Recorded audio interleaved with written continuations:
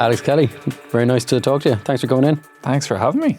For those of you who don't know Alex Kelly for as long as I do, which is 20 odd years, who are you and what do you do? I am a former lawyer. I'm co-founder and Reformed lawyer? Reformed lawyer, co-founder and COO of a legal technology company called Brightflag.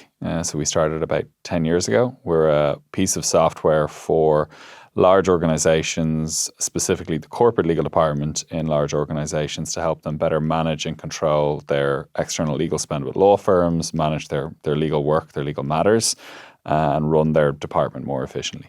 Okay, so in my experience, law firms have no problem sending out invoices and are quite diligent when it comes to do so. So what problem does Brightflag solve for your customer? Yeah, I suppose, as I said, I was a lawyer, so I worked in a large firm, and Ian, our CEO, my co-founder, was previously building software for law firms, and both of us probably realized the same thing from those two different perspectives, which is large organizations are the biggest kind of consumer of legal services globally. They spend millions, tens of millions, hundreds of millions of dollars a year with large law firms. The historic practice in the legal industry has been that law firms charge by the hour for their time. They charge very high hourly rates. And I could just experience it firsthand working with large clients in the firm I worked in, where there was just this lack of visibility and transparency about what an individual piece of legal work was going to cost, whether or not it was going to be delivered efficiently. And it struck me that there was a need for corporations, for legal departments and large companies to have more control, more visibility, and ultimately be able to kind of use data to inform legal resourcing decisions. And Ian had come to the same conclusion and started Brightflag with that idea of using AI to kind of analyze legal spend data, specifically in legal invoices. And if anyone's ever received a legal invoice, it's different to a typical invoice in that it often comes with kind of pages and pages of these narrative descriptions of every minute of time you've been charged for, broken out by each lawyer that's charged for it, which creates this massive kind of unstructured data set. And our idea was that you could use AI to analyze those invoices, classify the data, and then provide the client, the corporate legal department, with much more visibility as to what work was actually done, whether it was done efficiently, like on an M&A transaction, how much time was spent on the term sheet as opposed to the share purchase agreement or the due diligence exercise, what level of lawyer did the work. Was it a junior lawyer, like an associate or a trainee? Was it a partner? And were there any inefficiencies in how the work was delivered, such as being charged for multiple lawyers attending on a call, which may or may not be necessary, using AI to kind of classify all the data firstly and then flag those inefficiencies. And that was our kind of Ian's initial idea. I joined him almost immediately on that journey and trying to kind of validate and prove that this could be of value to corporate legal departments and start to change that dynamic where it isn't that kind of frustration you referenced of lawyers just charge an awful lot and send us these very large bills. Instead, giving the corporate legal department, the general counsel, the head of the corporate legal department, with more control over how those relationships work and how work gets actually delivered. So what you start out doing is very different to what you actually do now? No, it's a great question. I think at our core, what we do now is was born out of the initial idea. The initial idea was using AI or supervised machine learning to read and understand these legal invoices, classify the data, and then provide more visibility and control around what's getting charged and giving more data about how work is getting resourced. So we patented that technology years ago now, and it's still at the core of our application. The problems we're solving for the corporate legal department are now broader. What we're doing is not just kind of analyzing the invoices themselves and giving that insight and analytics before you pay the bill. Now we are the kind of system of record for the legal department where all of the kind of project work on an individual legal matter is stored, the documents, the tasks. It is how all of the data gets reported to finance. So it's giving the general counsel, first of all, overall visibility across all legal work globally, what's being spent within each region, within each department, with each law firm, in each practice area of law, and giving the finance team the data they need to kind of do their month-end reporting, ensuring there's no kind of friction or sticker shock where some law firm was working on a large matter for 6 months on a transaction. The transaction closes an invoice comes in on January 1st in the next financial year and nobody had accrued for it because they weren't aware of it. There's a pissed off accountant on your hands. And there's a very frustrated accountant on your hands, justifiably so. And that was, I think, how things historically have worked in many organizations, where legal was this black hole and this black box, and it was just the cost of mitigating risk and doing business. And that's just how it was. Whereas now, I think the expectation on general counsel or chief legal officers have raised that they have more financial literacy, they've got more control over their budget, they are controlling costs to the greatest extent possible, and you kind of need a system and a process to do that effectively. Yeah. Okay, so in my experience, when you approach a lawyer about a certain matter, it's never this single matter you think in your mind's eye. It develops, it snowballs, it goes in different directions. So how do you guys help, I suppose, keep track of that? Yeah, there's probably kind of different phases to how a legal matter arises. I think what's really important is if you put a system and process in place, the starting point is really important, where instead of the starting point being a kind of frantic email going out to the law firm saying, we've just received this litigation claim, or we need to acquire this company, the CEO has decided to acquire a business in France, we need you to advise us on it.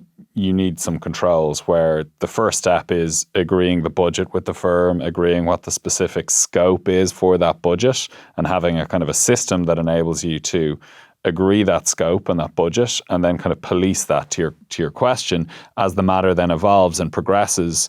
If you're acquiring a company in France, for instance, and then you realize they have a subsidiary in the UK, and there's a wider scope to the diligence that needs to be done and a different aspect to the overall transaction, then necessarily the scope has to adjust, but it should go through those controls of a budget gets agreed for that additional scope, and then the invoices get submitted as the month on month, and the system is policing, are you being charged in alignment with the budget? Are the way in which the firm or the firms are resourcing the work in alignment with how you want your firms to resource your matters? And technology can do a lot of the work for you in ensuring you've got those controls set up day one, but then as the matter progresses and evolves, there is a proactive conversation if the budget needs to be adjusted, where the GC, for instance, has visibility that, we're at 90% of the budget we set. We've still got 3 months to go in the transaction. We need to have a conversation with the firm because there's something wrong here. From my knowledge of the legal world and, let's say, Big Four accountancy, there's a whole grey area of write-offs and what's allowable and there's always scope for negotiation and stuff. Has, I suppose, the implementation of your software, has it changed those kind of negotiations? Made them unnecessary? I think it's changed the dynamic in that what we were just talking about. First of all, there's much more an upfront, pragmatic conversation. Let's agree a budget for this matter, and let's hold you to account for that budget, unless something fundamentally changes in the scope. And then let's receive kind of monthly invoicing to see how we're progressing against the budget that's set.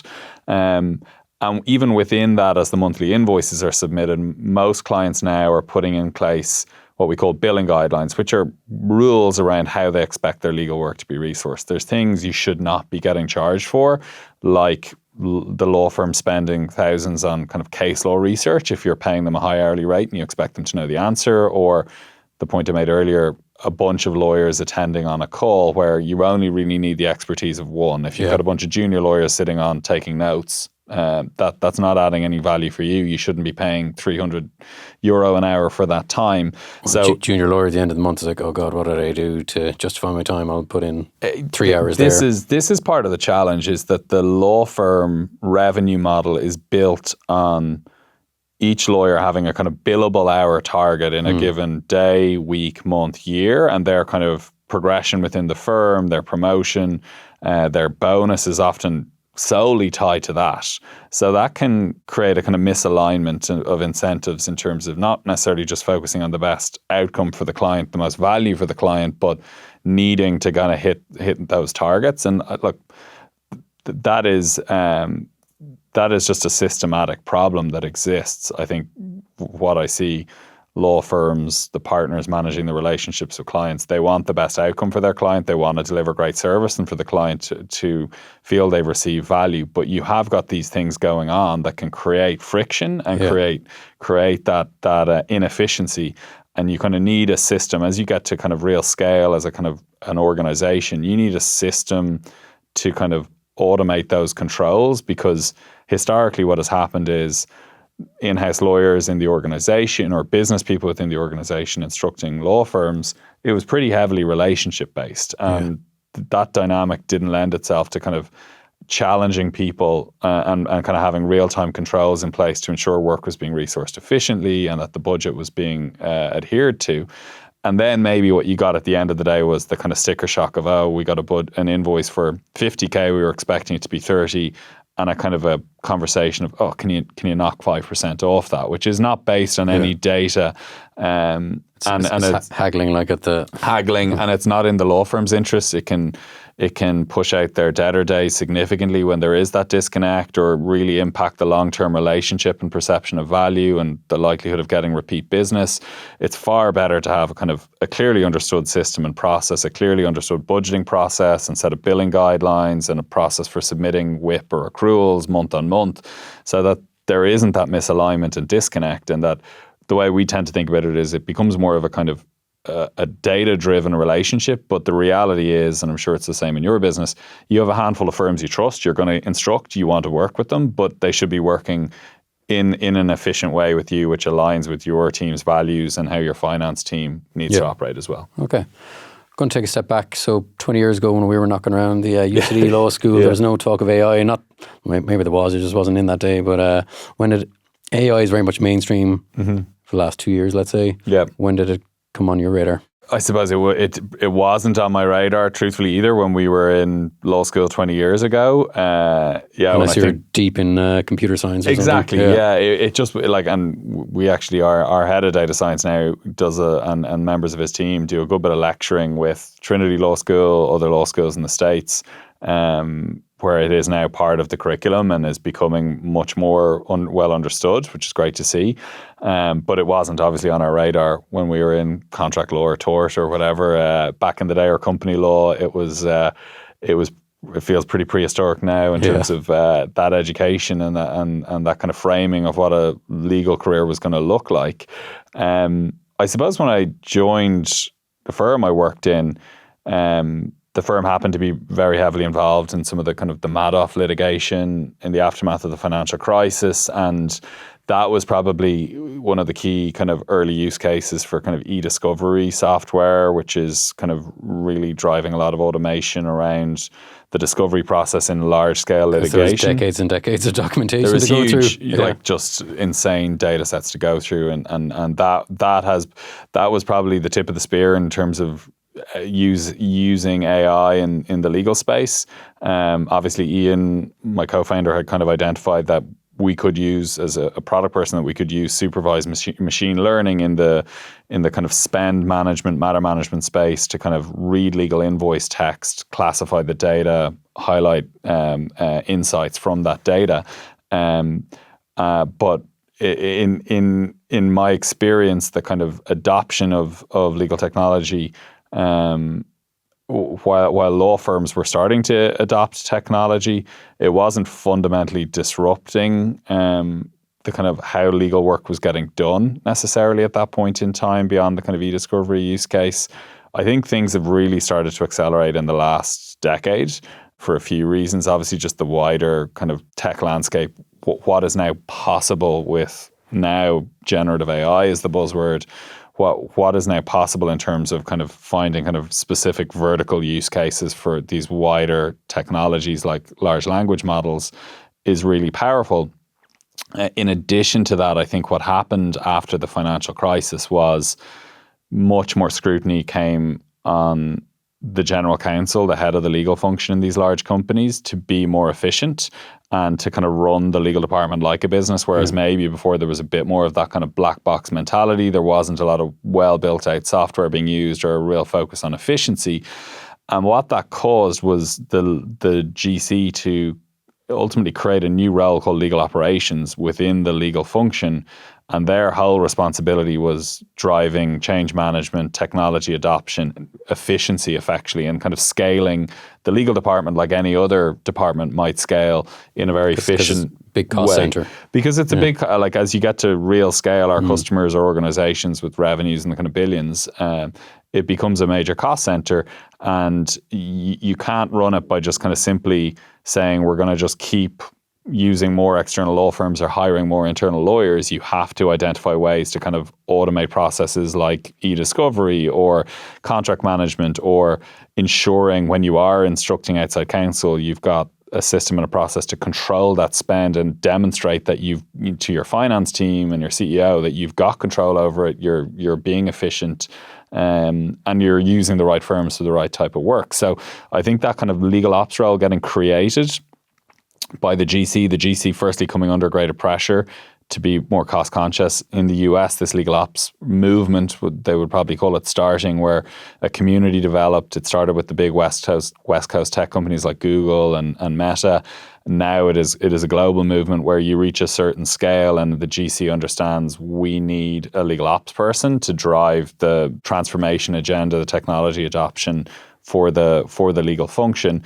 Once that role existed, I think that meant that the legal department became the kind of catalyst for change in the ecosystem. Law firms, because they're built on kind of hourly billing, aren't probably as interested in innovating. But I think when legal operations really started to take hold, when more and more organizations started to kind of hire the role where the GC and CFO were probably freeing up budget for implementing technology, and kind of finding more efficient legal service delivery models, that has really accelerated, I think, technology adoption, innovation, both in terms of using systems, but also probably identifying more efficient ways to resource work, whether it's that shouldn't sit with a really expensive AmLaw 100 law firm, we should have an internal lawyer doing that employment work stream, or we could use an alternative legal service provider, like maybe one of the big four, to do the work in a much more commoditized, cost-effective way. So there's a huge amount of change, I think, that's been happening in the last decade, and that's only going to accelerate now, particularly with the impact generative AI is going to have in the space. And were you kind of aware of this shift towards this legal ops department or person within a team before you set up Brightflag? No. Or was it just happy coincidence that happy coincidence? It wasn't like I was obviously working, like I was kind of an M&A lawyer in a large firm, and I was working with large organizations as clients, but this was pre-2014. Yeah. The movement really kicked into gear just as we founded Brightflag, and I think in us kind of reaching the scale we have now, I think it's something often spoken about. It's like having a good idea, executing well on that idea, hiring a great team, but also having the right timing. And I think our timing was right in that this legal ops movement had started. And so those early days were you having to sell the benefits of legal tech and this new AI concept, or were the people you were targeting kind of aware of what was possible? It's probably something I'd say to certainly any founder based in Ireland specifically, maybe Europe more generally, of a tech business. Certainly we're a B2B software business. Our largest market is the US. That was the real catalyst for us in terms of our growth really taking off. We were having a lot of conversations in Ireland and maybe to some extent the UK in the early days, more so with the general counsel, with senior lawyers, because the legal ops role didn't exist yet here and wasn't understood. And they kind of understood the problem and the pain it was creating them in terms of not having visibility, not having cost control. But the problem was they were too busy doing the legal work, and they were just dealing with the next M&A deal or the big ticket litigation or regulatory investigation. And you need somebody whose sole focus is, we're going to adopt technology, we're going to put in place a new process, we're going to see this outcome from that in terms of an ROI, who is not kind of buried doing the actual work. So those kind of early experience in Ireland and the UK in the first year or so probably made us realize we had to enter the US market much earlier than we thought we were going to. And by a happy coincidence, somebody I worked with in my firm, Matheson, had moved to Google, and I knew him, and he said, you should really speak to Mary O'Carroll, who was the head of legal operations at Google. which was probably the biggest legal ops team, or one of the biggest legal ops teams in the world. She was one of the founders of this community that was set up for the legal ops movement. Got introduced to her, and she was really interested in what we were doing, first of all. And she said, you know what, we're going to have our first ever conference in San Francisco. You guys should really come over and sponsor this, and we'll get you set up with a POC with one of our members, and I think it'll be really beneficial for you. And we had that moment where, like, we hadn't raised very much capital, Ian and myself, and it was going to be like, I don't know, it was like 40% of the cash we had left we were going to invest in sponsoring this conference. It was a massive punt to some extent, and thankfully it paid off in that. I don't know. I only spoke to somebody. So sorry, how far into Brightflag? We were a year and a bit in. Okay. So we had our first paying customer, really successful bank in Ireland, the UK, using the platform, driving a lot of value and cost control. But we had kind of hit that wall in Europe, and that the market just wasn't that mature yet. We really needed to enter the US market, and thankfully we found this community of legal ops professionals who had the pain we were solving. They were all hired by the GC. They all needed a system to manage the finances of the legal department. They understood that they needed more effective cost control, better data to inform resourcing decisions. They needed to strengthen their relationship with finance. And so we went over to this conference, we sponsored it, we presented at it, and I've actually lost count of how many ultimate customers were in the room. Really, but like like for an early stage company to kind of prove the value of what we were doing by signing up large US companies, US tech companies, that was probably transformative. And that was a proper sliding doors moment. You could have easily said, oh, let's keep our cash and try to get one more client here in Ireland. Exactly. And so I'd be very strong on that perspective that the Irish market is, it depends on the business that you're in, but it is a very, very small market. I think what we probably encountered was a lot of maybes and a lot of, we love what you're doing. Maybe it's just part of the Irish style of like Alex is a encouraging, but actually getting somebody to cough up and actually sign on the dotted line, and I think part of that was just that since then we've been really successful in Europe as well. But the market probably just wasn't mature enough yet, and it for what we're doing as a B2B software company, what I would say to any founder is, if that's the space you're in, the sooner you get exposure to the US market, the better. And even just understanding your competitive landscape, there were kind of legacy software companies in our space. They weren't using AI, but it gave us a clear understanding of what our customer needed, what exactly the problems were we needed to solve, and that has kind of completely informed our product roadmap over the last 8 years or whatever since. It's interesting when you say it's come up a couple of times in this podcast, the difference is Irish people hate saying no. They'll always meet you and have a chat and be nice, but then the US culture is much more kind of, what's a bigger market obviously, but much more back the entrepreneur. They love see people having a go, try something new, and less of a fear of being probably the first or second client on board than might be the case here. As you say, it's a huge market. You have very conservative organizations there that are not going to be the early adopters, but you do have a critical mass of companies where they are maybe tech companies themselves. They're kind of innovative in what they're doing. Every function in their organization is geared to kind of look for kind of tech-enabled solutions to problems. They're, as you say, are willing to kind of collaborate with an early stage company, understanding that probably gives them a little bit more say on product roadmap, a much tighter relationship, and it might mean that they've got every bell and whistle that they're looking for that they might get from a kind of a legacy player that's been in the space 20 years. But if they can see that kind of conviction to kind of innovating, focusing on what the customer needs, partnering with the customer, delivering the kind of the value and solving the specific problems that they have, then that's, I think, the starting point. And I think you sign those early adopters, you get them on board, you get them as your champions, and that creates a kind of a network effect. And those kind of laggards are the people that are maybe not the early movers. Yeah. Maybe once you reach that point where you've built your brand, you've built the kind of broader product offering, then they become addressable, and they are going to kind of follow suit because they can see this has been de-risked because of the success you've had, the customer references, the scale you've reached. Sometimes it's just they won't do business with you until you're profitable, or you can demonstrate that you've got a kind of a larger, more stable team. You're going to be around for the future. I think, what's the saying? Nobody got fired for buying IBM. I think that's that dynamic. You have to realize when you're dealing with that dynamic, and be kind of probably pragmatic about where you invest your time and effort. And for us, I think as a kind of, it can be overwhelming thinking about entering the US market, but with the benefit of hindsight, that community emerging, that legal ops community, and if I could go back and do anything, I'd probably just focus even more time and effort there in terms of focusing on building our relationships, building word of mouth, building our brand. And we've done that really successfully now. But I think you need to have a clear strategy and point of entry. And somebody else spoke to me about this before, about like the idea of like networks of networks. Like start with a specific network, which can be very small and niche, and then kind of expand from there. Because if you're just trying to kind of hit 15,000 potential customers in the US, then it's impossible. Yeah.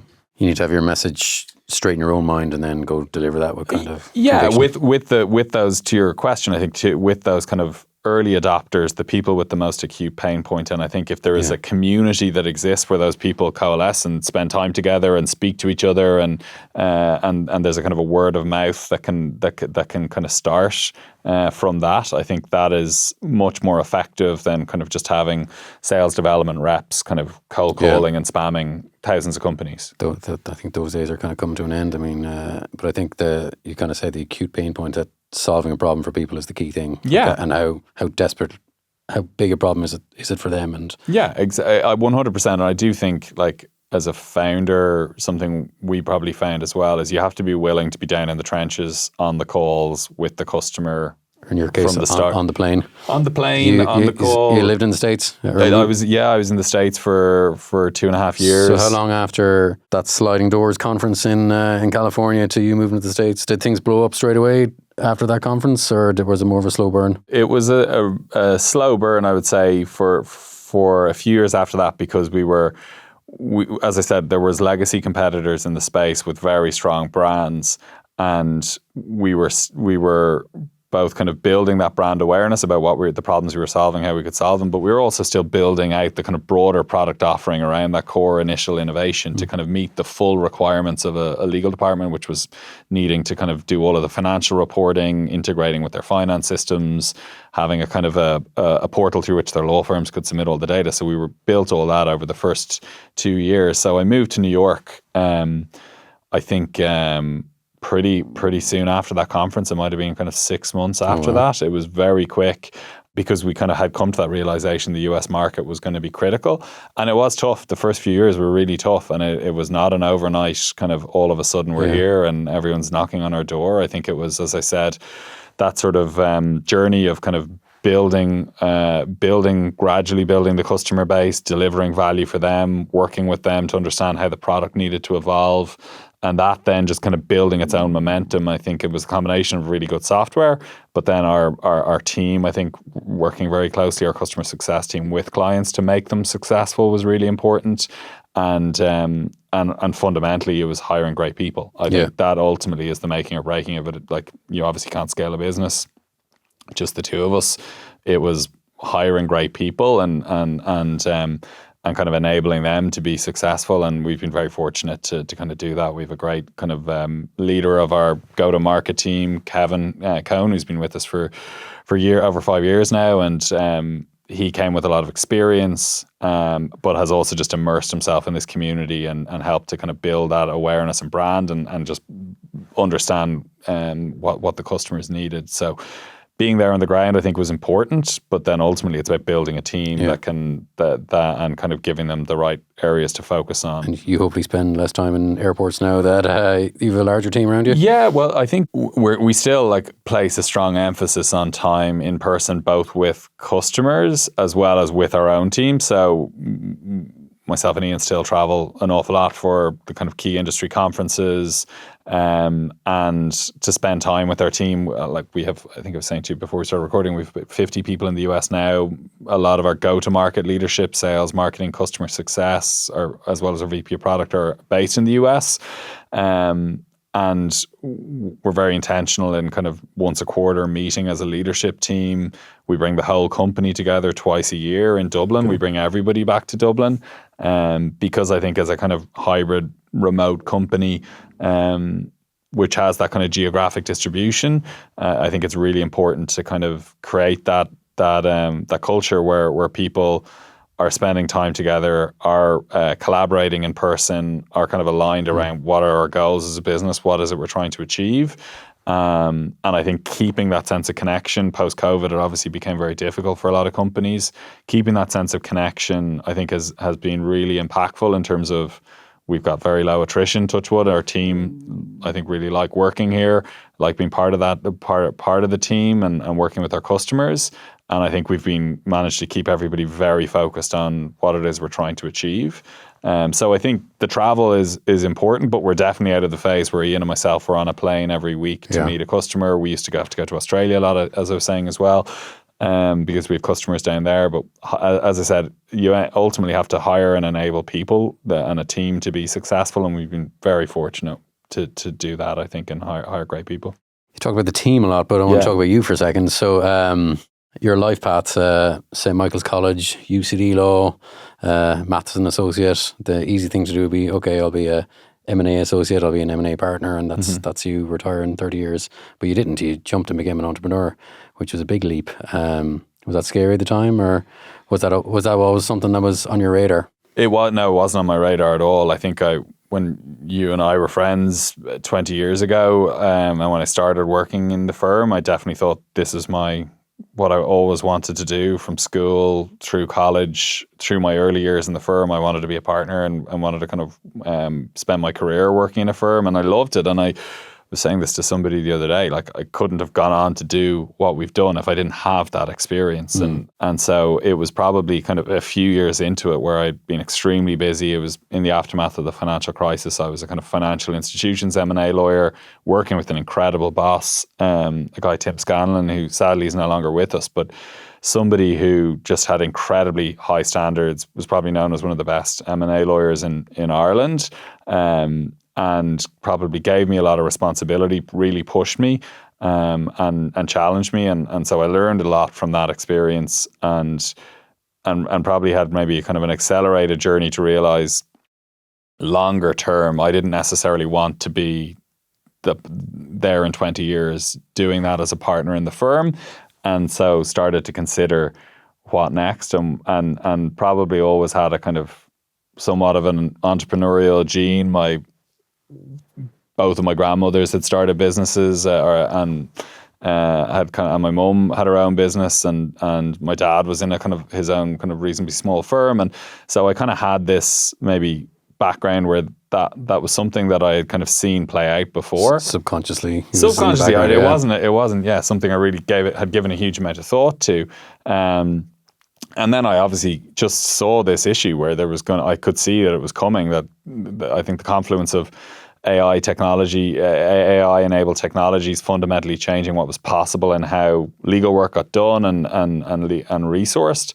The fact that the kind of legal department was really going to be the catalyst for that change was just this huge opportunity that was really exciting. And then meeting Ian, that was the game changer. Like maybe if I hadn't met Ian, I might have kind of stayed there, but I don't know. But meeting Ian, and somebody who was very different to me in that he's very analytical, very much coming from the kind of engineering product background, and seeing the big picture and having an incredible vision, and maybe me coming with more of the legal domain experience. I think we were very different in terms of maybe our skill sets and our background, but very similar in having a probably very strong work ethic, very kind of values driven in how we do things. And I think that's what's kind of been that's been the kind of heart of our success, I think. But if I hadn't met him, I don't know what I would have done. But it probably didn't feel like this insane risk, maybe because I saw the extent of the opportunity we had and like how much of a need there was for what we were doing, and I just seen it firsthand. It was just so exciting working with Ian and starting that process. Like I was still in the firm for the first few months as I was meeting him and kind of sense checking what we were going to do. And it was just so exciting. And you're a different stage of life now. You got a couple of kids. So would you do it now? Yeah, that's what I was going to say as well. Yeah. So I hadn't met my wife. Didn't have a mortgage. Didn't have kids. So like, just you. It was just me. Like I took a massive pay cut and I kind of invested my life savings into it and worked around the clock. Was probably working as hard, if not harder, even though I was working very hard in the firm once I started with Ian. So it wasn't a lifestyle choice or like, maybe the kind of the safer bet was the kind of path to partner. But I think it was just something that was so exciting and so rewarding. And I'm sure a lot of people thought I was crazy. People said it to me, "You're absolutely crazy." I won't name them, but a lot of people did, and they were probably right. And I think it's probably a mutual friend of ours who's a partner in a firm around yeah, town. maybe.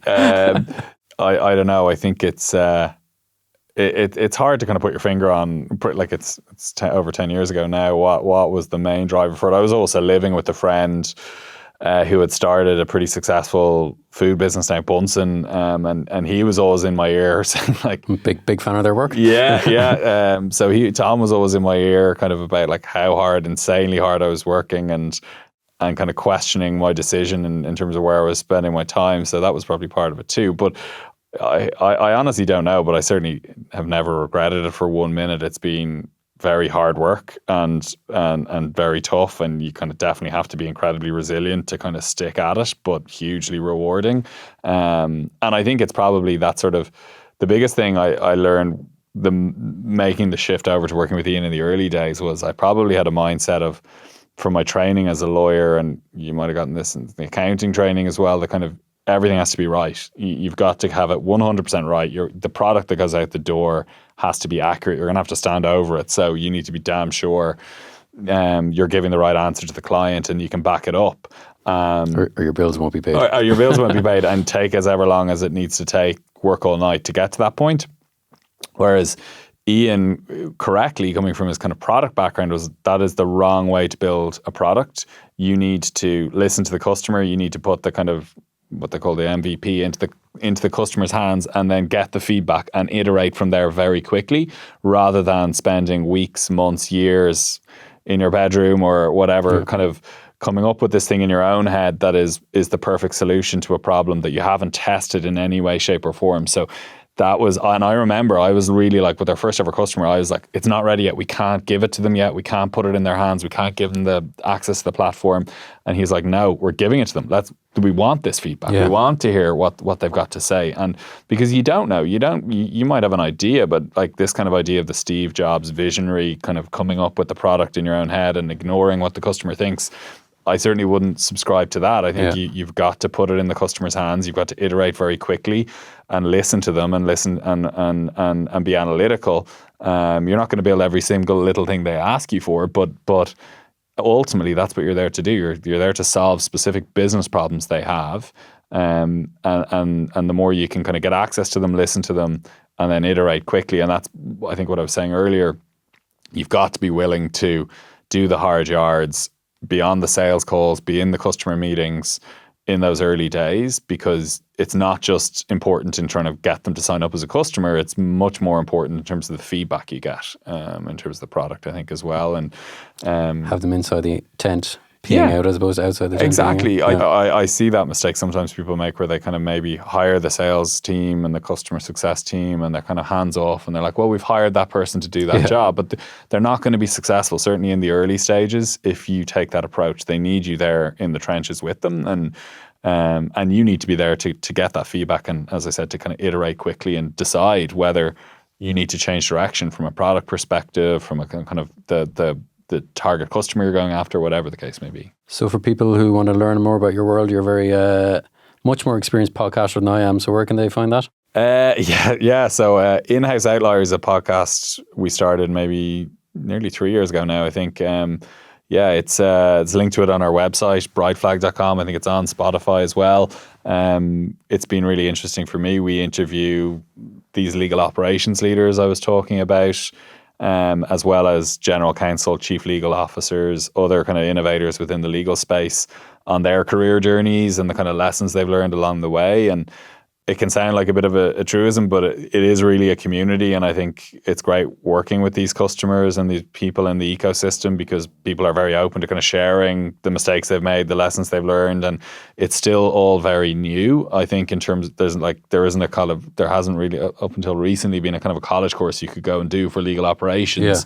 It wasn't a particularly well understood career path. People are coming at it from very diverse backgrounds and perspectives. But I think the commonality I see is the really successful general counsel and kind of legal departments now believe in the value of the function and the role, and kind of not just kind of hire it to tick a box, but actually see it as how they're going to drive their strategy, how they're going to drive kind of transformation of legal services, and maybe change the perception that can exist of the legal function, which is, they're just going to say no, or they're going to slow everything down, or they don't really get what we're trying to achieve as a business. I think that's shifting fundamentally, and I think that legal ops role is playing a big part of that. So it's just trying to help those people tell their stories and kind of share their learnings. Yeah. Alex Kelly, it's been a pleasure. Thank you very much. Thanks, Dave. It's been fun.